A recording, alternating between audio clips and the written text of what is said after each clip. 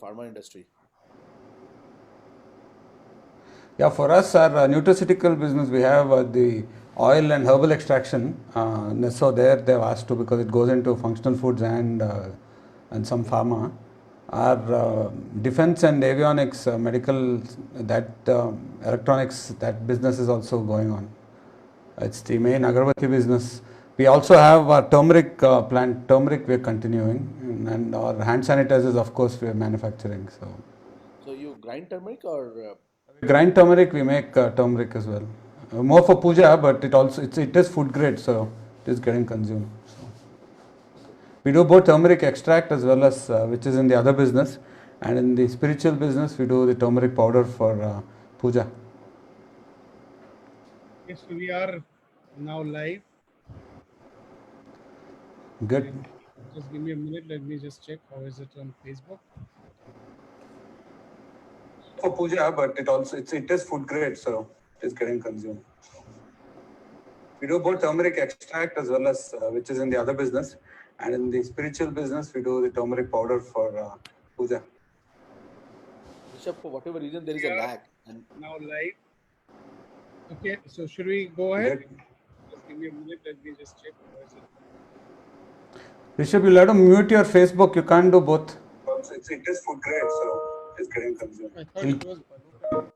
Do both. Okay, so should we start? Yep. So good morning, friends, and welcome to this very special session with two icons from the FMCG industry, two people who are icons themselves, as well as the, the organizations they represent are very large, iconic organizations.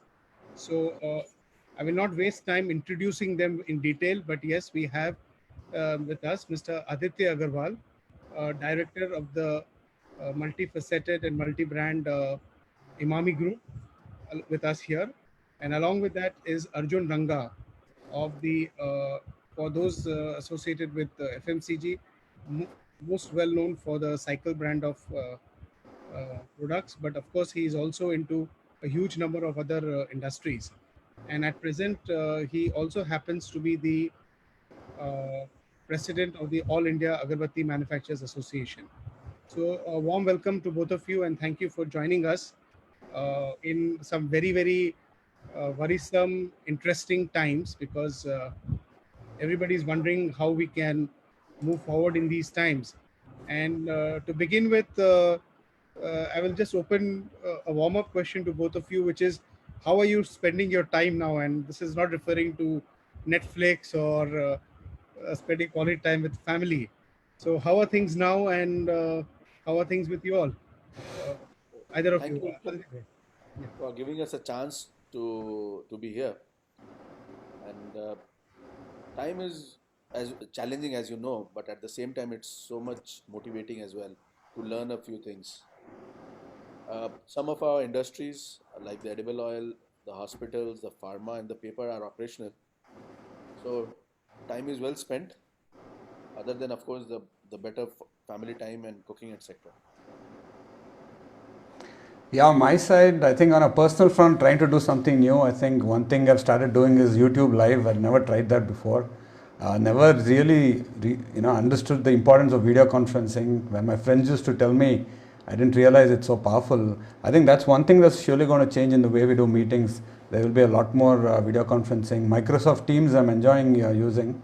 Apart from that, I think, of course, all of us are doing a lot more work at home, supporting the family, the spouse to the best of our abilities. So I think there for the country, doing our bit, supporting wherever we can. That's what I've been up to.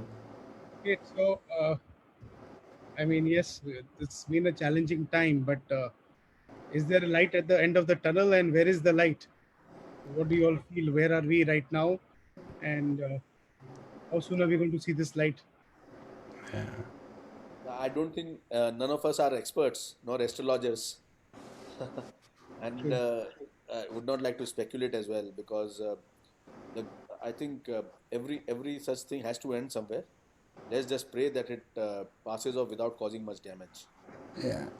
I, I think the lesson for me initially, I was a little bogged down with the entire episode, but then I think you learn to take the positives of everything. There are so many champions that have come out of this. We've realized the value of so many people within our organization as well in society. Everybody is putting their hands together to serve the nation and serve humanity. So there's a lot of positives as well that's come out of this entire episode of COVID in India.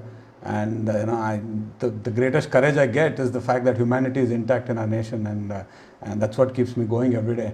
When this will end, what will happen next? I think it's anybody's guess actually. Each his own, in that regard.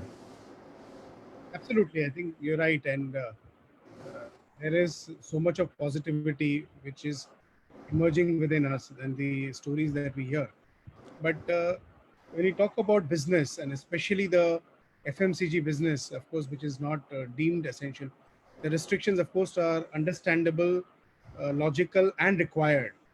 But at the same time, we also have to run businesses. We have to look at the larger picture, because a large population is also dependent on each one of us as well as collectively on the industry. So, what is likely to be the way forward? Because I don't see a lot of our products or industries being deemed as essential anytime soon. And the way things are, even once the lockdown opens up, it's going to open up in phases. It's not going to be business as usual from the very next day. So, how do we look at that scenario about, especially with relation to the FMCG industry and consumer demand and the challenges around it? So Rishabh, edible oil falls under FMCG, and we are running our units. We do normally our capacities are around 7,000 tons per day.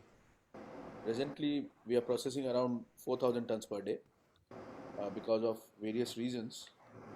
But I can tell you that uh, things are not very easy. Uh, it's not very easy. Even people there, or many member of your organization, might be thinking that their industries are shut, whereas some are running. I can tell you very easily that I wish my plants were also shut and I would not have to run it. But in the larger interest of the society and to serve the nation, I think it is very important to run industries like oil, like food industries, etc. And I would urge upon the non-essential categories to please not to hurry and try to operate their plants, uh, because it's important for the nation that first the essential things are made available to the society. I know we all are getting economically hurt, but economics can be reversed, it can be taken care of, if not in a short term, maybe in mid term, maybe in long term. But the human loss can never be taken care of, it can never be reversed. The if God forbid this thing spreads more, then it will be very difficult for any one of us to control especially in a highly populated country like India with limited infrastructure, limited healthcare givers. We all understand that, and I think we should support the government in every possible way to make sure that presently and for some more time to come, only the essential goods are made to run, so that lesser and lesser people are there on the field, lesser and lesser people are there on in the market, and lesser people are traveling. Yeah. Completely second Aditya's view here. We have to back the government 100%. The local administration is doing its best. So we have to follow instructions that are given locally at all points of time. And it is understood that pharma, medicines and food is the most essential commodity right now, and we should support movement of that material for sure. So, whenever our category comes up, then we would step in. But I think the way I would like to approach the current scenario is the entire FMCG business dynamic is going to change going forward. The way we conduct business, I think retailers will very soon want to start looking at contactless communication. I think the way my sales team approaches retail, the way our sales guys do sales calls, that is definitely going to change in the near future. Even look at us, the way we shop is going to dramatically change. Even when I have to go down to the grocery store once in a week, I'm in and out within 5 minutes. I'm not browsing, I'm not looking around. So the consumer buying behavior, the way we do our BTL communication, the point of sale, everything is going to change drastically over the next 3 to 6 months. Purchasing patterns are going to change, the buying behavior will change. So we'll have to dramatically relook at the way we do our frontline selling for sure. So that's something that I'm trying to prepare our organization for internally as well. And commodity like agarbatti, as the IMA president, for me, there are lakhs of people who are involved at the back end who make agarbattis, rural women, household, who are dependent on daily wage and daily income. So the impact on that is also huge. And we are trying to see how fast we can support them and get to the market as well, because the country still prays and they pray with agarbatti. So that's that's a need. Oh, So that I think human behavior in terms of so many patterns, like online shopping, contactless, how we are going to do meetings. Of course, there is going to be a huge change, and I think that's a very big important takeaway. Could you elaborate on what are going to be the fundamental shifts you all feel, which are going to impact our industry, and somewhere how we could start preparing for them? I mean, it will open at whatever point of time in phases, but business will open maybe after a month or few weeks more than that. But definitely, as Arjun, you pointed out, that it's still not going to be business as usual because habits are going to change, thought processes are going to change. So, if we just do some little bit of crystal gazing, where do you think things are likely to move towards, and how can all our participants mentally and otherwise prepare for it? Arjun, you would like to take this? Sure. So see, the way I look at it is I'm not looking at long term at all, right? And the way I'm addressing the situation is from the day the lockdown is lifted for our product category, whenever that day be, it could be 3 weeks later, could be 6 weeks later. So the way I'm looking at it is starting to plan from day one of the day lockdown is lifted for my product in that particular market. We're going to be very hyper local. Okay, each state, each district will start opening up differently as we move forward, and rightly so. Based on the ground reality, the district administration has to take a call on what to do. And hence, we have started to do a lot of micro planning from the supply chain side to see how we can support our distributors, because in all of this, our distributors are very, very important. They are also dependent on business, right? So we need to ensure that they are also able to perform and continue their businesses. So we've started to look at everything in the short term, slightly more tactical. I think long-term impact, what would happen after 6 months, how business dynamics would change. I think we are prepared as an organization and as an association to handle that. But in the immediate term, we are looking at how do we look at supply chain, supporting our distributors, supporting our agarbatti dealers across the country. Wholesale is very important for our industry and our category, because people from villages and rural are not going to come to urban to buy like they used to before. So the immediate short term, I'm going to see a huge impact. Even once the lockdown is lifted for at least 30 to 60 days, the way we conduct business, in our industry especially, is going to change dramatically. And we are trying to keep our channel partners in the loop on that. So it's not like tomorrow the lockdown is lifted and it's business as usual. It will take some time for things to come back on, and supply chain is going to be critical, because a lot of truck drivers don't live in towns. They have all gone back to their villages, and by the time they come back in town, it'll already be a week, 10 days. So there are a lot of changes that we need to be ready for and anticipate. And the way to look at it is just plan for a week. Don't even look beyond that. And if the curve starts to go up again, and then we have to support the government to bring about another lockdown. So the way I'm looking at it is just short-term plans, immediate action. Long-term things you can do a Zoom call with your managing committee, your high-level staff, and plan what would happen in the future. But in the immediate term, I think it's just basic supplies, ensuring product reaches outlets, ensuring how we take care of wholesale and our dealers across the country. Your thoughts, Aditya? See, I would agree with Arjun completely here, and I would like to add that especially on the reverse migration which has happened, uh, it will take a long time to get them back, because they were the one who has suffered the most, and they will be very reluctant and apprehensive of coming back. So it will not only result into uh, a lack of people on the as truck drivers, but also as laborers and also operators and etc. in the plants. It will also, as far as consumption pattern is concerned, it may help the rural consumption a little more, because all the benefits which the government has rolled out for the especially for the lower class of people, that will give in some money in their hands to spend in the rural area. Uh, so the consumption pattern may also change a little bit, but I think it is again, as Arjun said, it is too early to even think about for a or a, for a more than a week. As I said, we are running our units, and we see that some plannings which we are doing for day after tomorrow does not stand for, because you are not sure how many laborers will come the next day, how many trucks will come the next day, how many people how many people will be available to pack your products. So every day it is changing very dynamically, and you have to be very smart now.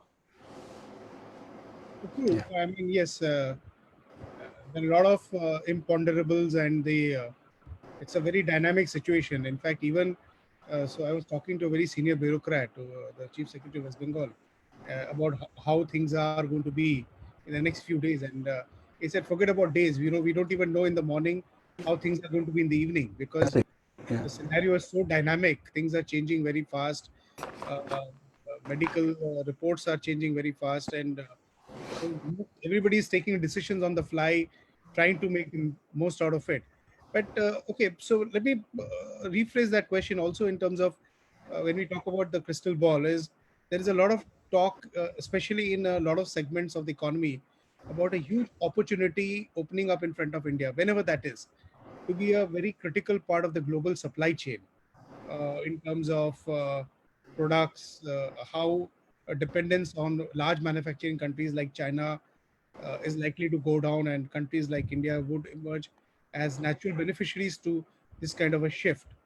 How does this impact FMCG? What kind of advantage we could garner out of it? And if at all, how do we prepare for it uh, moving forward whenever that time comes for us? See, uh, I would look into it a little differently. Hmm. I think we as human race will again go back to, in lot many ways, into our comfort zone. Number one. Number two, uh, manufacturing shifting from other countries to India, it may happen in a small way, but again, we will be, as manufacturers, we'll be looking into products or suppliers who supply us at the cheapest cost. And that not making in India does not make necessarily would mean that it is available the cheapest here. And I would also like to say that we should not look into this situation as an opportunity. We should look into this situation presently to make sure that the policies and the rules of the government is followed. We are able to help them individually and as organization and as a society. We should try and of course help our vendors, our suppliers, our laborers, and our customers, because at again, when this situation will be normal, we'll have to work with them. We should not try to take undue advantage of this situation, if even if you are in a position to. Yeah. I think for all of us, at least the way I look at it, is this is not an opportunity for us to sell, rather a responsibility for us to fulfill. Okay, so there will be opportunities for sure, but my fundamental responsibility is to my organization, my country, my people, my employees, my trade partners, and my channel first. In search of new opportunity, I don't want to lose what I already have, right? And that's something that I don't want to fall prey to at this point of time. Yes, we've had to convert one of our fragrance lines to make hand sanitizers. That's something that we could do immediately, and that's why we've done that. We've already donated about 5,000 hand sanitizers to the local administration. We'll continue to do that, but Beyond that, I think from a manufacturing opportunity standpoint, I think most companies in India who are looking at what is happening globally would probably first worry about how they can get their house in order, because this entire lockdown, the situation that we are all in, nobody anticipated. When I talk to my other colleagues in other manufacturing industries, they're all worried about what they would do in the short term and immediately, right? Long term opportunity, looking for something else, it is in the radar for sure. But that's something that is far-fetched at this point of time, right? Going and getting some business from outside to come into India to localize production, localize manufacturing, it's a tall ask at this point of time. So I think tactical, not too many strategic goals right now, predominantly tactical, short-term, initiatives. I think technology and opportunity in technology is going to just explode for the FMCG business, especially. With contactless, with money, with transactions, with all of that, and the way retailers order in products, the way distribution happens, the way we've all gotten used to door delivery of our groceries right now. So the way we even operate will fundamentally shift for sure. And that's the opportunity that I'm looking at, rather than look at an opportunity that's beyond my current core competence.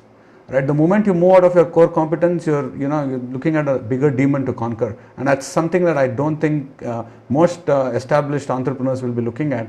They would look at opportunities that would open up within what they're doing currently. So for us, we are already on the front end with the Salesforce automation product, and we are already there with the retailers, day in and day out, communicating through mobile. So it is just the next step for us as an organization. So I think most people would be looking at opportunities within their core competence of how they can see and expand delivery to the customer. Because see, fundamentally, unless we are delivering value to the end consumer, none of this is going to work. And that's the fundamental premise with which everybody is going to start operating as soon as this lockdown is lifted. Of course, you're right. I mean, right now, people are struggling with tactical issues and so many open-ended questions which nobody has an answer. So, a strategic long-term view may not be on anyone's radar. But there is also the tactical challenge about how supply chain, even for the existing industries and our existing requirements, are going to get disrupted. So, do you envisage any ways of being able to overcome these challenges sooner rather than later? Because all of our industries will also face supply chain problems. Because, as you said, we have challenges with labor force, with people who have moved out of the cities or the factories, and are it's going to take some time for people to come back. So how do we deal with it? I mean, yesterday I was talking to a person whose unit is going on, and he says uh, everything else is ready in my unit, but I don't have caps.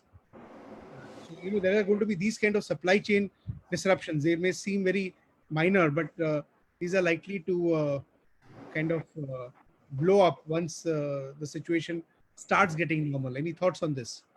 So this was the reason why, Rishabh, I was warning against trying to start your operations very soon, because as you start your operations, you will see that you fall prey to ideas like produce anything and you will be able to sell because the market is dry since the last so many months. But actually, it will not be so, because most of your things or many of your input materials, consumables, etc., will not be available then, and you will be forced to keep work in progress without getting to complete that. Your cash flow will be in problem, uh, because you will not be selling very easily then, and also your cash will be strapped in things which are actually not selling. Say if you have a portfolio of 10 products, we presently, none of us presently can say which one will sell, but we'll be making something in anticipation, and we'll see that the other product is under demand. So be very careful, all of you, while trying to operate your units whenever it is, even if it after a month. Do very detailed study. God is in detailing. Make sure that you tick all your checklist about the availability of consumables, labor, cash for a longer period, of your spares, of raw material, of packing material, of sales orders, of your distribution channel, and you can go down the line. So be I may be sounding a little uh, shrewd, or crude, but don't rush. Be very careful. Yeah. Yeah, I agree with Aditya on this. For me, I think the way I'm approaching the situation, it's very new to all of us. Cash is king now. Okay, margins are inconsequential. You have to sit on cash. And when I mean cash, it's just not liquidity, but it is across your channel, across your supply chain, right up to your value chain. You need to ensure that you trim your in the FMCG sector especially, you need to trim your SKU mix. You need to ensure that money doesn't get stuck either with your trade partners in the front end, or you don't sit on heavy inventory on the back end either. So operational efficiency becomes a key. I'm going to actually internally reduce my product portfolio to a great extent so that I know what I'm going to be able to surely put in the market that's going to actually sell. I think product innovation will happen, but new product introduction may take a back seat in the near future in FMCG unless the company has a lot of cash to spend.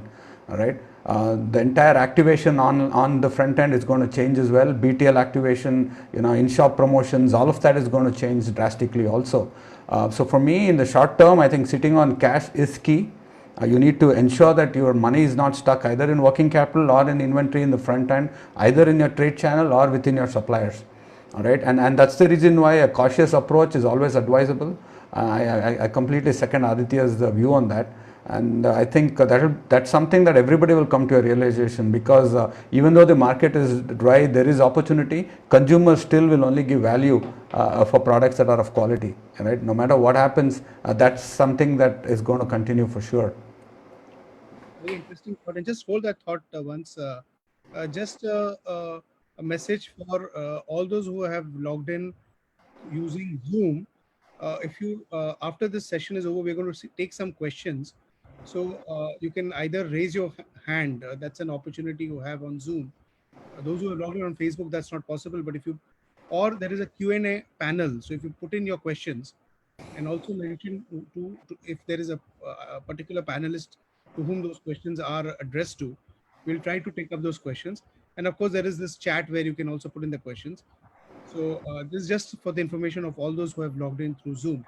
So coming back to what you mentioned, Aditya, and uh, that we have to be very careful. Also, conserve cash.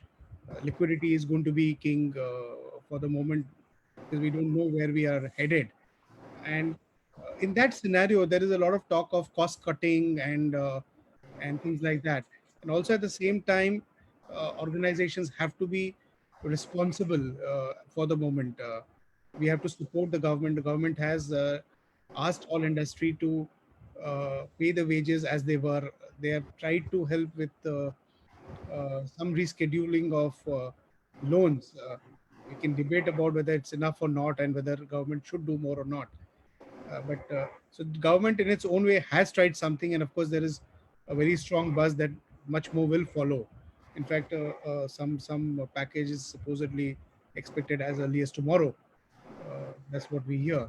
So, what other strategies would you recommend to a FMCG manufacturer, apart from what you both mentioned? Is don't rush into the market, and definitely just because the market is dry, things are not going to get picked up. That's a very interesting and important thought, because yes, if I have missed out on burning agarbatti for the last 10 days, I'm not going to burn extra agarbattis once the lockdown is over. So if there is a opportunity loss in terms of sale, it is already lost. It's not going to come back, and that applies to just about every FMCG product. So that's a very interesting, important thought. Anything else you would want to share for those of us who are here listening to you Now, about? I would also, sorry, Yeah, go ahead, Aditya. I would also suggest that whenever you start, or even before that, as industries, we should form war rooms within your teams so that decisions are faster. Because at this point of time, the speed of action and decision will be very important, because what is relevant today may not be relevant tomorrow. So, war rooms, type of a strategy or a working style could be very handy for your members. I think communicate as much as possible with your team members, with your vendors, with your suppliers, with your buyers. They may not be important now, but when it opens up, they will again become important. So keep the relationship going, and of course, lead from the front, lead by by example, and from the front. Yeah. Did you saying something, Rishabh? Yeah, your thoughts, John. Yeah. So yeah, definitely, I think being nimble and being agile is quintessential. We've already created smaller teams locally because, like I said, hyper local will be the order of the day, right? You don't know which market's going to open when, who's going to be able to do what. So decision making has to be decentralized completely. However, you need to be able to also plan funds a lot better, because once people start taking decisions across the country, it also involves money flowing through the system as well. So you need to have some solid controllership in place, and this is the time when the lockdown is in place to try all of these models, experiment on different methods. What happens if just 5 districts open? What will happen if 3 states open up? How will we supply? Where will we supply from? How is this going to happen? What is this scenario? So I think this is a fantastic opportunity, because the lockdown is also more or less extended, that we do some scenario planning of different opportunities and different ways of conducting business, keeping controllership and finance in central, because like I said, cash we have to sit on. Okay, it is of course a given that our relationship with stakeholders is paramount, and all our vendors who've been with us will continue to be with us. We've been good to them, they've been good to us, and our distributors on the front end as well. Maintaining relationships is important. But from a leadership standpoint, I completely agree with Aditya, is that we have to communicate with our team, because there is some level of paranoia that is setting in. People are getting a little afraid, and that's one thing we don't want anybody to have. They need courage at this point of time, and that's what will take us through this this entire pandemic.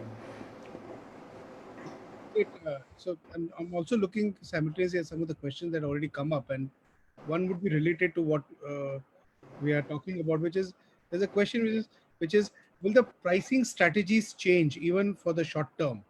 Do you see once we open up, as and when, will there be a shift or change in the pricing strategy in our products? To be honest, I think, Aditya, if I can take this, there absolutely won't be any shift in pricing strategy at all. Yeah, I mean, we want to get product to the outlets first. Nobody's looking at even pricing or margins for that matter. To be honest, like I said, sale and cash is what we need to look at this point of time. Need to pay salaries, need to pay our vendors. We need the supply chain to keep rolling.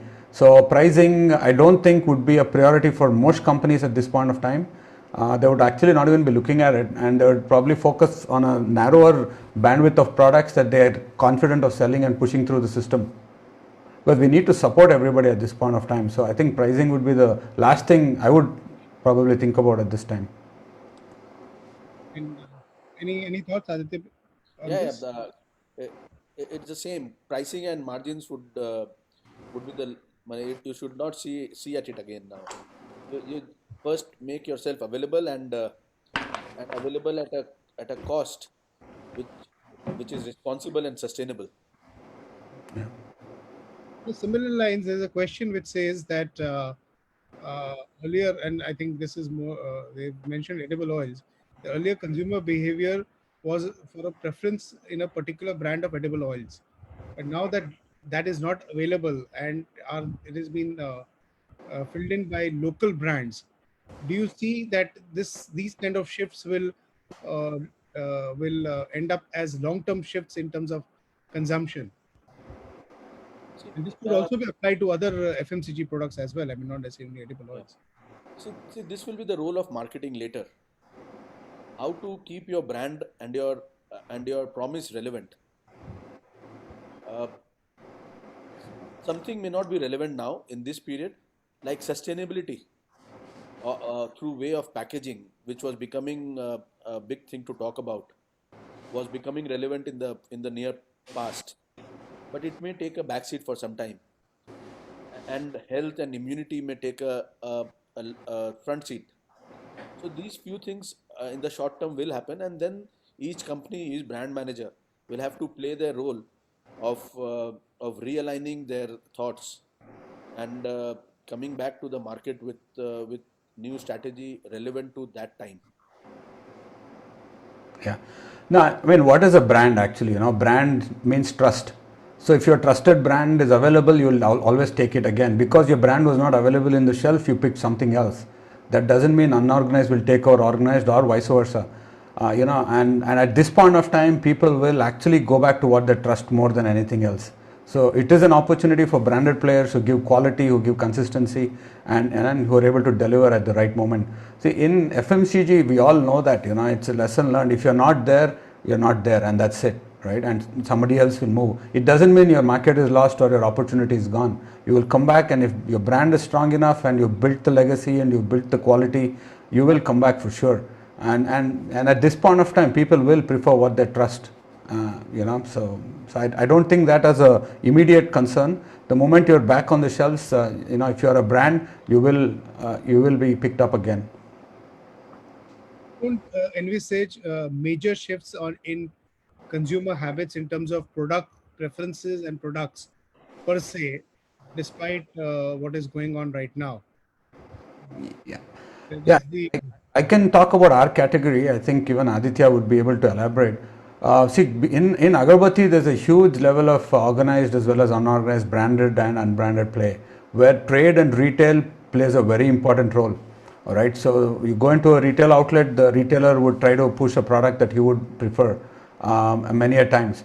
But now, neither does the retailer have the time to sit and talk to the consumer, and neither the consumer want to listen to the retailer. Standing at 6 feet away or 3 feet away, there's only so much you can push. So that mindset will change, and retailer will not try to push brands, and he will focus predominantly on what he can manage within himself, how he can optimize his shelf space. And on the other side, the consumer as well will start looking at only brands that they can trust and they can pick up. So retail recommendation, which is a very big part of FMCG in India, will reduce in the short term. It will come back after 6 months to a year, but in the immediate term, apart from the door deliveries that the retailer is doing, whenever consumer comes in, consumer is just going to pick up what they want and leave. Retailer is not going to change products, give alternates, substitutes. That's not going to happen, and that's a very big change in buying behavior that I see happening immediately. Arjun, I would differ a little bit here, because I think the consumer will take whatever is available on the shelf, or Yeah. whatever the retailer has offered him, because the consumer himself does not want to be there in the shop for a longer period, and at the same time, the retailer does not want to haggle with any consumer. He will just say, "This is what I have." Yeah, So this is what. Sorry.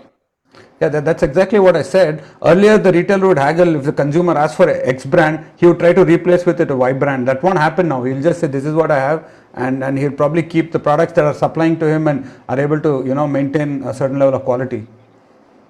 Yeah. I have an interesting question, which perhaps, I will reword it, which also affects my industry, which is fragrances. And as users of fragrance, what would be your thoughts? So there is a question that with increasing costs, input costs, increasing of the exchange rate, most manufacturers will be under pressure in terms of margins. And if you are not going to be able to increase your price or just to maintain market share, would you be looking at reducing fragrance investment cost? Uh, of course, that also applies to us in terms of our costs are likely to go up. But how important would you look at fragrance, and how soon you're going to be looking at replacing or reducing the cost of your fragrance in your products? Any thoughts? I think I'm so deeply entrenched in the fragrance industry. You all fragrance manufacturers, you please first supply the ingredients, then we'll worry about the pricing. Okay, I think like I said, I'm looking at only 1 week to 1 month horizon here. Price increase, impact of price increase, what will happen, when will happen, what will happen to the dollar, what's going to come in, what's going to go out. All of that is very far fetched for me at this point of time. Immediate term, short term, my vendors will stand by me. Whatever contracts we have, they will try their best to stand by it, but if they can't, they can't. What is more important is ensuring supplies, ensuring logistics come back in place, because our product is not a essential commodity, right? Hence, in the priority list, we'd probably come a little lower down the pecking order.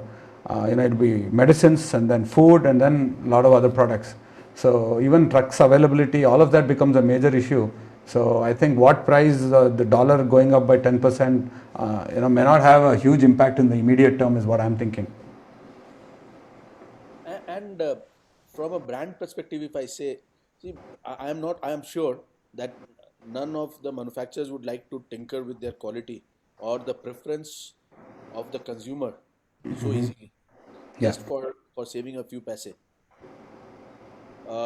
Because fragrance and flavor is a very important part of a consumer liking of a product or not liking it.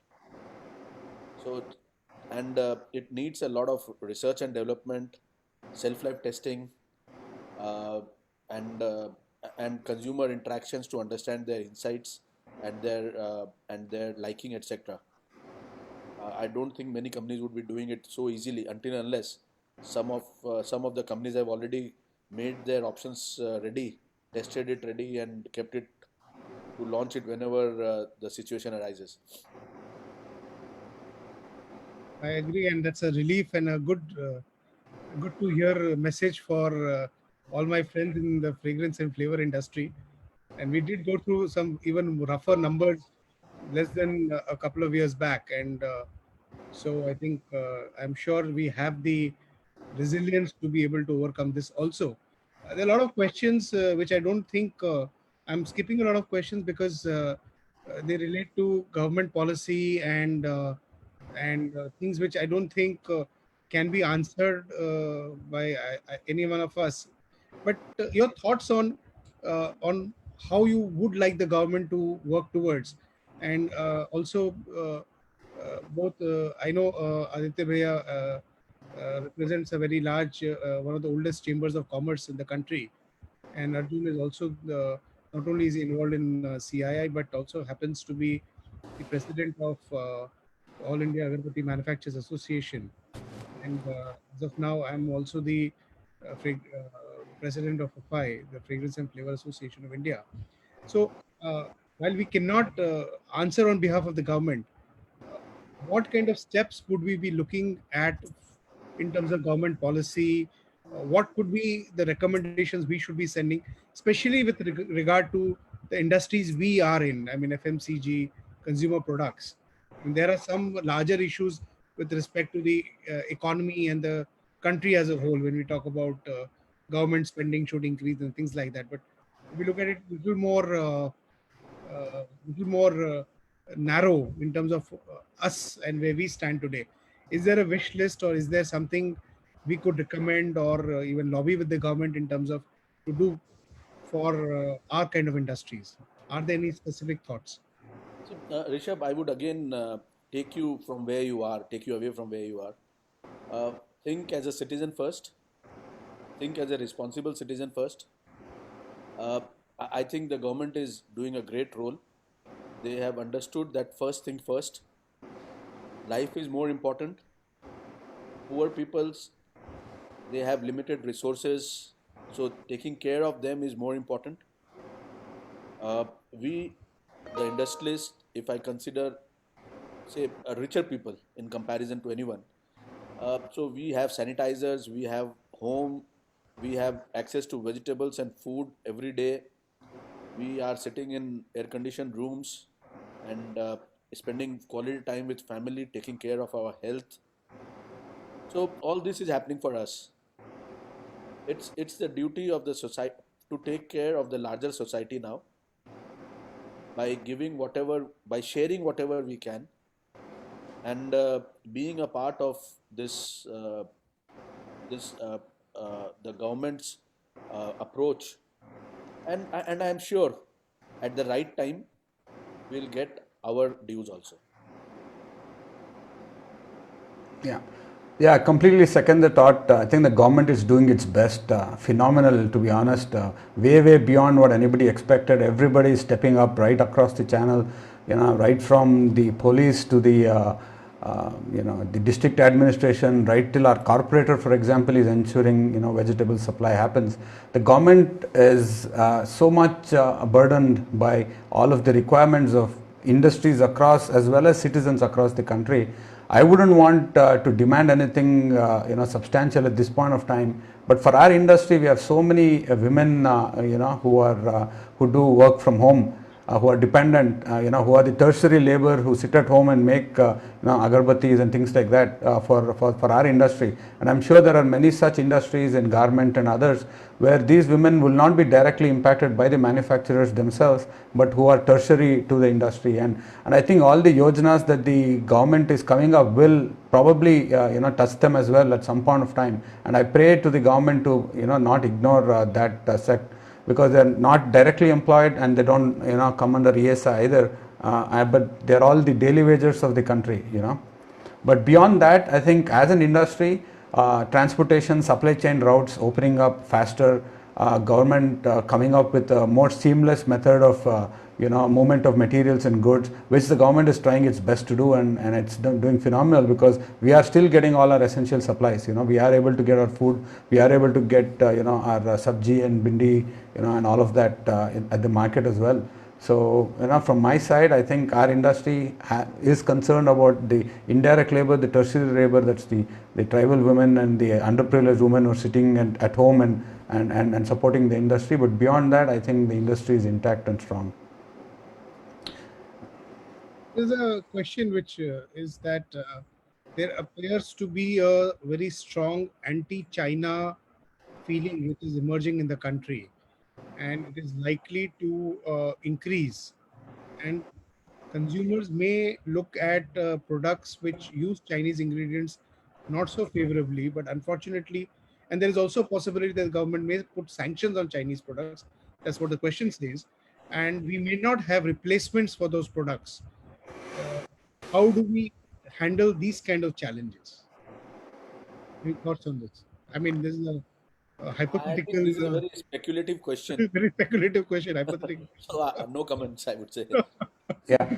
So I think the government was already on the track of Make in India even before all this happened, right? And many companies in India are trying to indigenize a lot of things. We have a lot of national pride as well. And whatever possible, we are doing to the best of our ability locally, right? And there are some products that may or may not be from China, but that is something that will happen in the near future. In the immediate short term, like I said, taking care of our society, where we live, our community, taking care of our family, our employees, our stakeholders, our vendors, and society at large and the nation is the priority. How to impact China negatively is something still very far-fetched for me. And I agree with Aditya that at this point of time, I don't want to speculate at all and look at that. We'll see what we can control, right? What is not in our control, we should not even think about at this point of time. We should only control and think about what we can control, right? What we can't control, we should not even bother about at this point of time. So this what just Arjun said reminds me of two lines, which is very relevant in this situation. God, give me the serenity to accept the things I cannot change, the courage to change the things I can, and the wisdom to differentiate between them. Yeah. Very Right. well, really very beautifully put. A follow-up question on the earlier question that we were discussion we had about government policy is the question is Japan has announced special financial support for Japanese firms willing to shift manufacturing from China to Japan. Should we also propose to the government to do something on these lines for India? I guess Make in India already covers this, but anyways, any thoughts you have with this? See, whatever we know, I'm sure the government also knows that Absolutely. Japan is doing that, New York is doing that, or any other country is doing what. So, yeah, as an association, as group of manufacturers, we can again write back.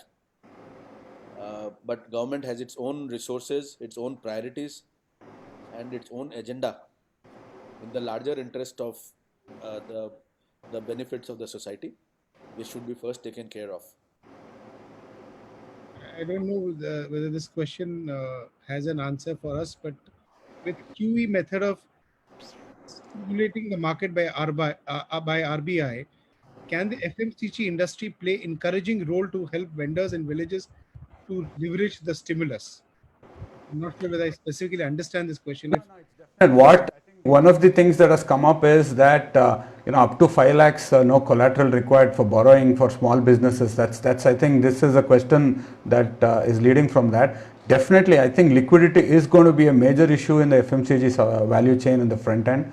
NBFC financing dependence will increase by the trade partners at the front end, whether it be rural or urban, because cash collection and cash cycles will be delayed to some extent across the value chain.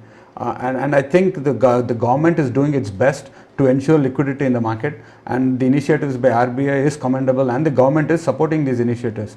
It will take time for them to be implemented on ground in the immediate term, because the lockdown has to be lifted for us to start any kind of activity, right?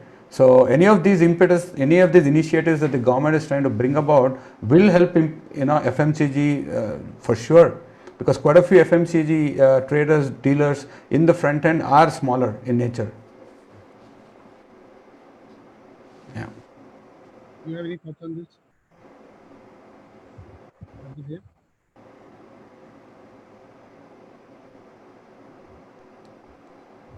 Sorry, Rishabh, you're not audible.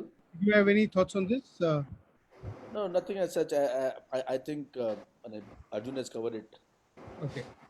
Another question is, so the new buzzword right now is working from home, and also the fact that people are talking about adapting that, creating lifestyle changes, and seeing how we could do working from home.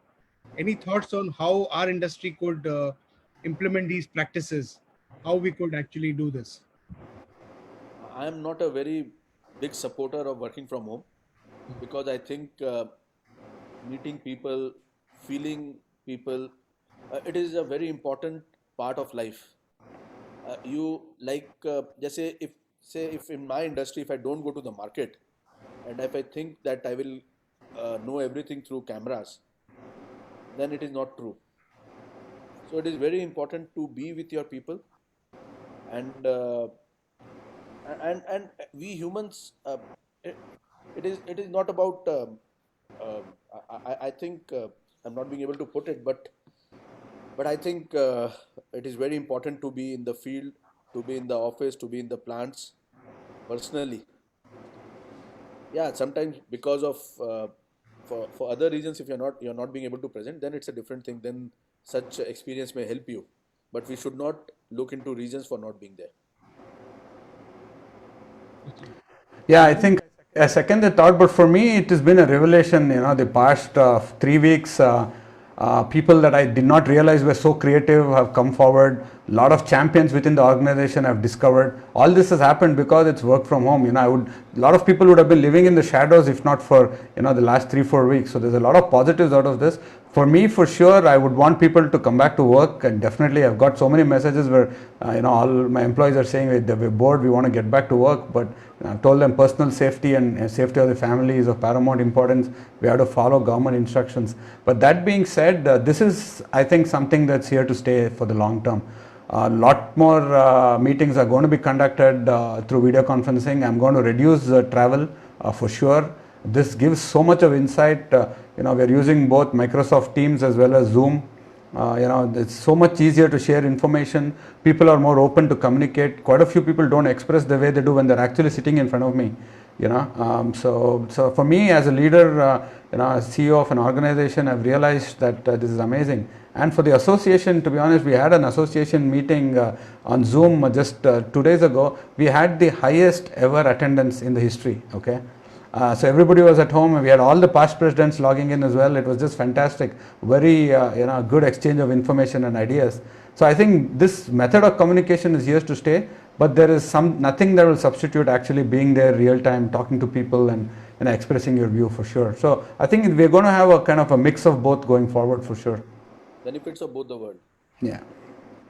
Great. So I think we are almost close to an hour. So I'll just put one last question. Uh, the question thing that do you think that consumers will prefer to buy bigger packs of products to reduce the number of visits to the shop, or would they uh, continue their buying patterns the way it is? I don't know whether this is totally a question related to this, but anyways, yeah.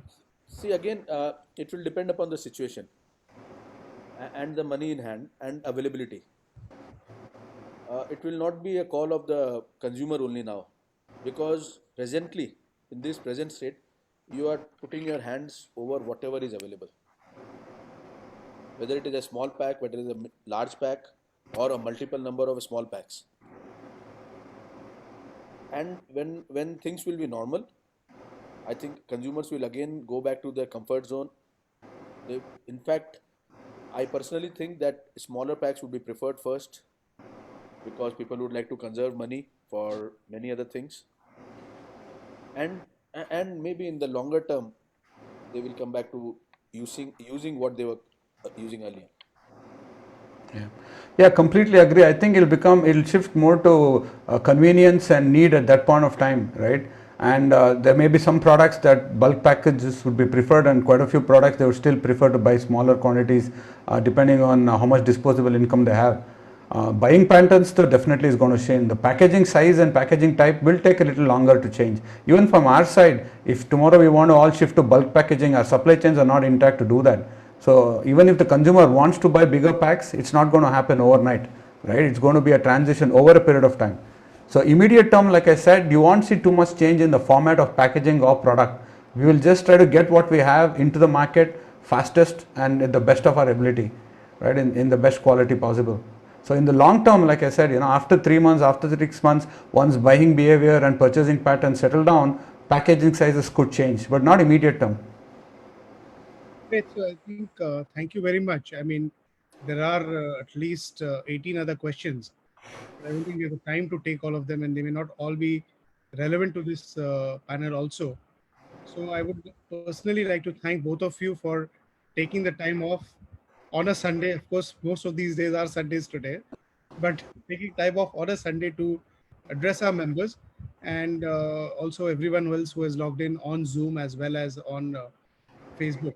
And of course, for those of you who we have not been able to answer your questions, a request, please send us your questions, your comments, or any other thoughts for either Fafai or Aima or the individual panelists.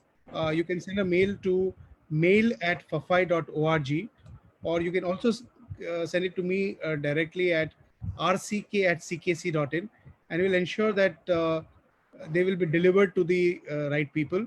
And I'm not sure whether we can answer for the government or whether we can come up with solutions, but we'll try to get back to you with a response for sure. So thank you very much. Thank you, Aditya. Thank you, Arjun.